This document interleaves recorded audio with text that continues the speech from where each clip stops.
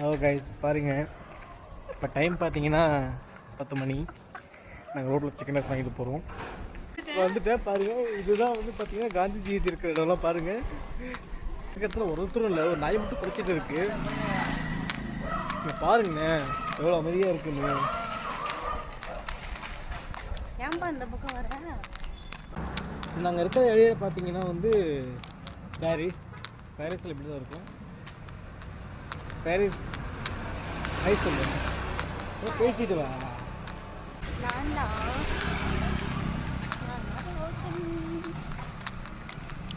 இது வந்து புருஷனுக்கு ஷர்ட் வாங்குவோம்.